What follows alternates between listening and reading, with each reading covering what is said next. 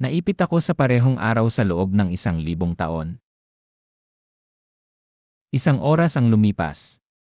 Biglang ibinagsak ng itim na lalaki ang kamay niya sa mesa at sumigaw, tigilan na ang satsat at simulan na ang laro. Ang barahang ito ay straight at 3-3. Akala mo matatakot ako dyan? Walang paraan. Tahimik na inilapag ni Wu Chen ang kanyang mga baraha, ipinikit ang mga mata, at bahagyang ngumiti. Sa harap niya ay nakalatag ang 3 puso, 3 trebol, 3 diamante, at 6 ng diamante. Dahan-dahan niyang binuksan ang huling baraha, 3 espada. Sinabi ni Wu Chen, pasensya na, pero tila pati ang langit ay panig sa akin. Nabaluktot ang mukha ng itim na lalaki sa pagkadismaya at galit. Ibinagsak niyang muli ang mesa. Paano posible na hindi ka matalo kahit isang beses sa loob ng 1 oras? Siguradong nandaraya ka. Sumigaw ang isa sa mga tauhan niya, kamahalang prinsipe, pinaghihinalaan kong nandaraya ang lalaking ito, pero wala akong ebidensya. Isa pang lalaki ang nagsabi, imposible. Sino nang may lakas ng loob mandaya sa kasayahang inorganisa mismo ng prinsipe? Para siyang naghahanap ng kamatayan. Isa pa ang nagsigaw, halatang nasasabik, naku. Masaya ito. Naalala niyo ba noong huling beses na pinaputol ng prinsipe ang mga kamay ng nandaya? Grabe yon. Biglang tumayo si Giada at agad siyang naging sentro ng atensyon sa silid. Kamahalang prinsipe, siya ang aking kasintahan. Isinusumpa ko sa dangal ko, walang paraan na nandaraya siya. Nakitid ang mga mata ng prinsipe. Giada, gusto kong paniwalaan ka, pero masyado nang magulo ang sitwasyon. Mas mabuti sigurong patunayan ng kasintahan mo ang sarili niya. Tumayo si Wu Chen at marahang hinawakan ang ulo ni Giada, ayos lang, Giada. Sundin mo na lang ang sinasabi ng prinsipe. Malamig na sinabi ng prinsipe, halughugin siya. Nagkatinginan ang dalawang magandang alalay ng prinsipe bago lumapit kay Wu Chen. Dumikit ang kanilang mga katawan sa kanya habang maingat siyang hinahalughog. Mula sa karamihan, may isang naiinggit na sugarol na bumulong, kung alam ko lang na ganyan ang paghahalughog, sana nandaya na rin ako. Isa pang lalaki ang natawa, tama ka. Kung ganyan kagaganda ang magsisiyasat sa akin, sulit na ang gabing ito.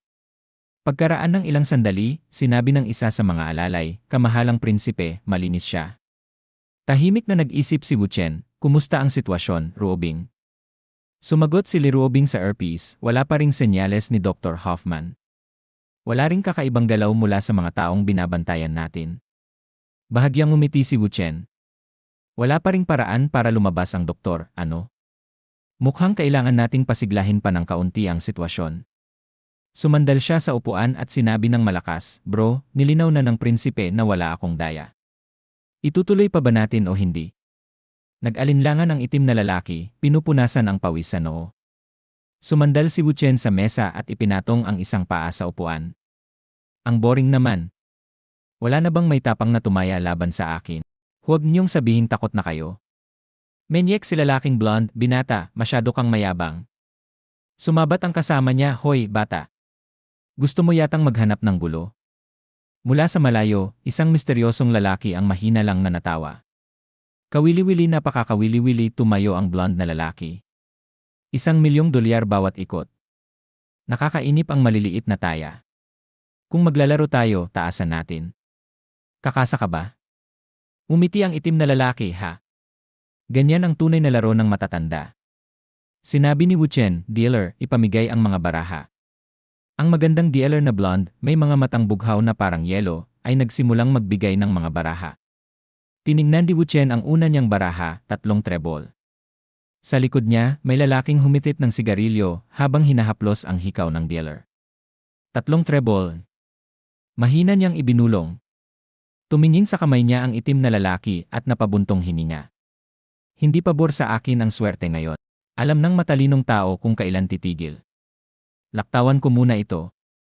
Ngumiti ang blonde na lalaki, Jenny, mukhang nasa akin ang kapalaran. Sa pares ng mga hari kong ito, siguradong panalo ako. At itataas ko pa ng 2,000,000. Akala mo matapang ka? Kakasa ka ba? Itinaas ni Wu Chen ang kamay niya. Akala mo kilala mo na ang kapalaran? Dealer, iselyo ang mga baraha at ipatawag muli ang prinsipe. Dumating ang prinsipe, malamig ang tono. Ano na naman? Ngumiti si Wu Chen, kamahalang prinsipe, sabi niya sigurado siyang panalo, kaya pinaghihinalaan kong nandaraya siya.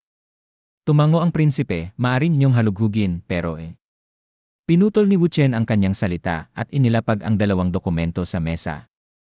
Kamahalang prinsipe, narito ang tsek na nagkakahalaga ng 3 milyong dolyar mula sa bangko ng New York, at narito naman ang kasulatan ng pangako ng 1 bilyong dolyar sa salapi. Kapag natalo ako, lahat ng ito ay sa inyo at maglalaho ako sa mundong ito. Pero kapag nanalo ako Itinuro niya ang blonde na lalaki. Sa tuwing makikita mo ako, luluhod ka, yuyuko, at lilinisin ng dila mo ang aking sapatos. Nanginginig ang itim na lalaki. Halugugin siya. Ano? Sigaw ng blonde na lalaki, habang sinisimulan siyang halughugin ng mga alalay. Maya-maya, isa sa kanila ang nakahugot ng nakataling baraha mula sa manggas niya. Daya! Nandaraya siya, sigaw ng blonde na lalaki. Paanong ang 3 trebol na nasa kamay mo ay napunta sa akin? Malamig na sinabi ni Wu Chen, sinungaling. Kamahalang prinsipe, siya ang nandaraya. Kalma niyang inilantad ang mga baraha. Ang baraha ko ay malinaw na Kumikislap sa ilaw ang alas ng puso. Napatulala ang blonde na lalaki. Ang alas ng puso. Paano nangyari ito? Isa kang mandaraya. Itinaas ni Wu Chen ang isang paa at ipinatong sa mesa. Luhod. Dilaan. Nanginginig ang mga tuhod ng blonde na lalaki.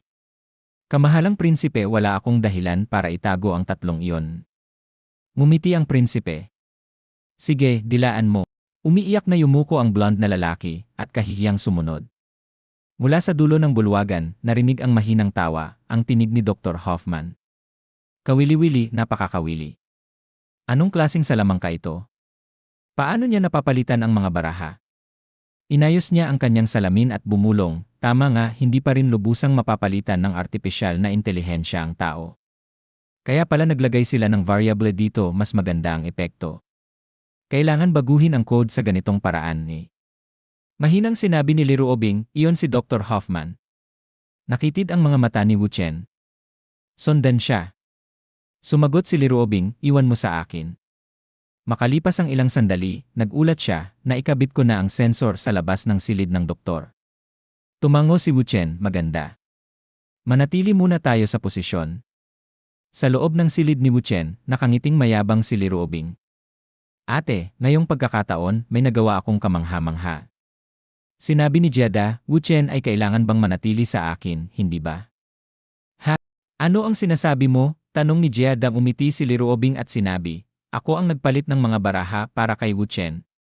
At saka, ito ang unang beses kong makabiyahe sa ibang bansa, kasama siya, sinabi ni Wu Chen, Ruobing, dahil hindi pa tapos ang misyon, paano kung tayong 3 ang magkasama?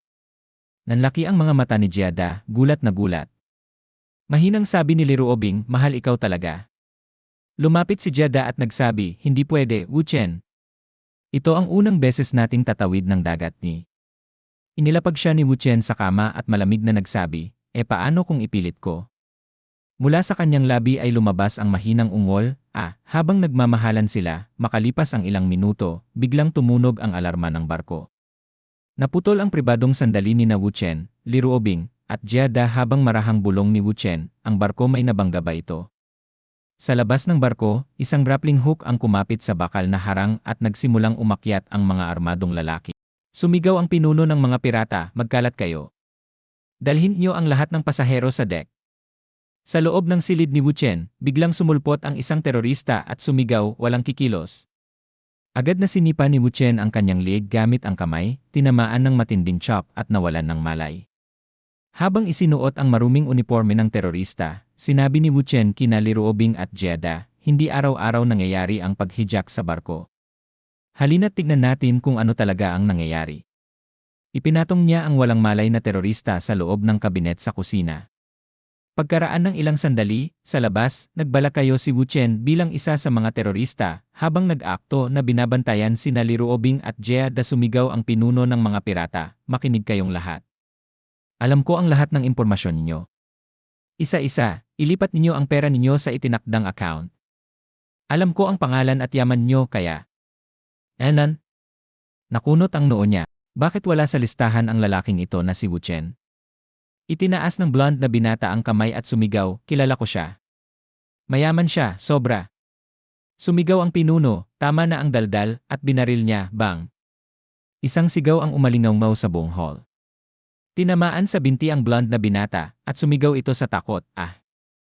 Sumigaw si Prinsipe Laurent, pag-usapan natin ito. Huwag kayong manakit ng kahit sino. Ibinagsak ng pinuno ng pirata ang kanyang baril sa prinsipe at umungal, Prinsipe Laurent. Kapag hindi ka tinatanong, manahimik ka. Nangitid ang mga mata ni Wu Chen, nagtataka habang hawak ni Prinsipe Laurent ang ulo niya na tila nahihilo. Nagulat ang isang terorista sa pinuno, isa sa mga silid ay nakabukas, ngunit walang tao sa loob. Mukhang may kakaibang sensor na naka-install. Naisip ni Wu Chen, gumana ang sensor na inilagay ni Ruobing. Natuklasan ito ni Dr. Hoffman at tumakas bago pa man. Malamig na sinabi ng pinuno, kawili-wili. Sinusubukang tumakas sa barkong ito. Halughugin ang bawat sulok. Masusunod, boss, sagot ng mga tauhan. Pagkaraan, hinila ng pinuno ang isa sa mga babae ni Prinsipe Laurent at mumisi. Prinsipe, sayang naman ang ganitong kagandahan kung sa tabi mo lang. Maglaro tayo, ibigay mo sa akin si Wu Chen at palalayain ko ang dalawang ito. Kung hindi, sinimulan niyang haplusin ang babae habang inaamoy ang balat nito. Nagmamakaawa si Prinsipe Laurent, hindi ko talaga alam kung nasaan siya. Maniwala ka sa akin. Maniwala sa'yo. Walang tsansa, sabay pumutok ang baril ng pinuno, tinamaan sa balikat ang babae. May sumigaw mula sa karamihan, ah. May napatay. O Diyos ko! Nanginginig si Jada at nagsabi, Wu Chen, ano ang gagawin natin? Sila. Bulong ni Ruobing, at kapag nakita nila si Doktor, baka patayin nila ito sa galit. Kalma lang ang sagot ni Wu Chen, ganoon pala. Sa palagay ko, alam ko na ang nangyayari. Panoorin niyo lang muna. Pagkaraan ng ilang sandali, sumigaw ang isa sa mga pirata, boss. Nahanap namin siya. Nasa pinakamababang cargo hold, pero mukhang baliw yata siya. Si Dr. Hoffman ay nagbubulong sa sarili, dito dapat ganito at pagkatapos ganito. Tama na ito, itinuro siya ni Prinsipe Laurent, kita mo. Hindi ko man lang siya kilala. Itinutok ng pinuno ng pirata ang kanyang patalim kay Dr. Hoffman at tinanong, ikaw ba si Wu Chen? Walang pakialam na mumbling ni Dr. Hoffman, walang magiging problema, isang hakbang na lang kailangan kong Sumigaw ang pinuno, ilipat mo na ang pera sa akin kung ayaw mong mamatay. Tumawa ng baliw si Dr. Hoffman, hehehe, mga hangal hindi pa ninyo naiintindihan ito, sinaksak siya ng pinuno ng pirata at sumigaw, flip. Ano ba itong baliw na ito? Bumagsak si Dr. Hoffman, wala ng buhay. Sayang sa oras, reklamo ng pinuno. Narito na ang bangkay. Kumpleto pa ang fingerprint at retinal scan. Aayusin natin ito mamaya. Itinaas niya ang kanyang baril. Bilisan niyo at ilipat ang pera. Gusto ba ninyo ng pera o buhay? Pumili kayo. Sa loob lamang ng ilang minuto, nagkagulo ang mga pasahero at nagmadaling ipinadala ang kanilang pera upang maligtas ang sarili. Biglang hinawakan ni Wu Chen si Ruobing at sumigaw, O Diyos ko, hindi ko na mapigilan pa. Inulit pa niya, O Diyos ko, hindi ko na mapigilan pa. At sa malamig at kakaibang boses ay sinabi, O, mga Chino ang bango ninyo, bulong ni Ruobing, Wu Chen. Anong nangyayari sa'yo? Sumigaw ang pinuno, anong ginagawa mo? Anong iniisip mo sa ganitong oras? Hoy bata, tumayo ka at kumilos. Itinaas ni Wu Chen ang ulo at malamig na sinabi, bata. Bakit hindi mo akong tawagin ni? Hinila niya ang kanyang maskara at idineklara, Wu Chen. Nabigla ang pinuno ng pirata. Ikaw pala iyon. Teka lang kung ikaw si Wu Chen kung ganon, kanina. Umiti ng bahagya si Wu Chen. Kanina, may isang tao na napagkamalang ako at napatay dito. Nakakatawa, hindi ba? Tumingin siya sa paligid. Haha, at pagkatapos bigla na lang siyang nawala. Sumigaw ang pinuno, nasaan ang bangkay? May nakakita ba kanina? Nagsimulang pagpawisan si Prinsipe Laurent. Humarap sa kanya si Wu Chen at malamig na sinabi, sige na, tapusin na natin ito. Kamahalang Prinsipe Laurent, handa ka na bang ihinto ang palabas ninyong dalawa? Gulat na bulong ni Jada, ano? Ibig sabihin, palabas lang lahat ito ni Prinsipe Laurent. Tumitig si Wu Chen sa prinsipe, matalim at tahimik ang mga mata. At dito na nagtatapos ang video natin ngayon. Maraming salamat sa panonood, sobrang na-appreciate ko kayo lahat. Kung nagustuhan nyo ang content, huwag kalimutang i-like at mag-subscribe para hindi nyo ma-miss ang susunod na mga videos. May gusto kayong sabihin o may tanong? Mag-comment lang sa baba, gusto kong marinig ang opinyon nyo. Hanggang sa susunod, mga kagoto. Stay awesome, stay curious, at kita-kits sa next video.